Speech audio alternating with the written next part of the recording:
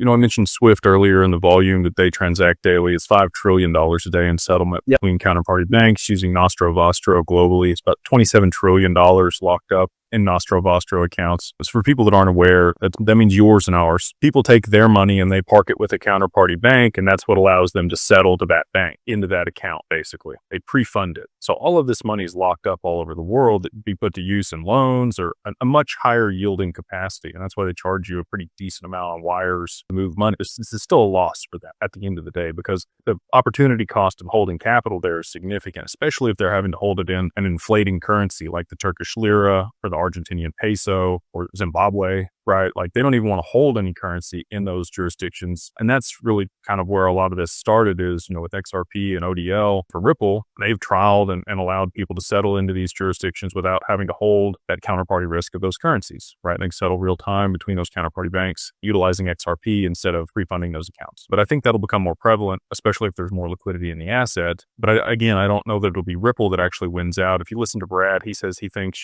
by 2030, they'll have maybe 14% of Swift volume at Ripple. Brad wouldn't just throw out a number.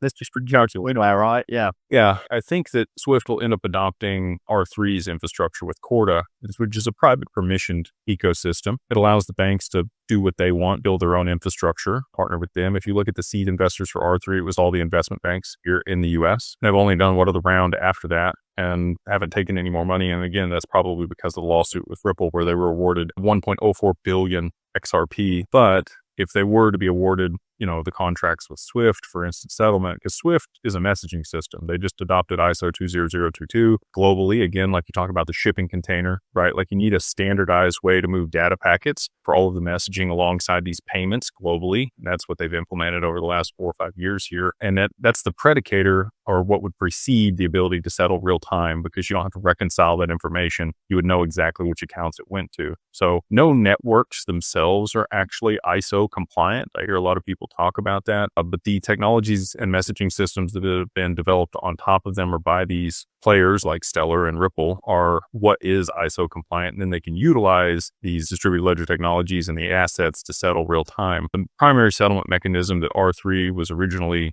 intended for was XRP. They partnered with Solana to trial some things. I know there was people that talked about that here recently, but if there's enough liquidity in XRP and if there's legal clarity around stuff, which there is for XRP and these other assets are still waiting on the Clarity Act, if something were to occur, I think that R3 that were awarded those contracts, or maybe even Project Ion, which they developed in correlation with the DTCC, were needed, they would lean on XRP for the settlement of those transactions.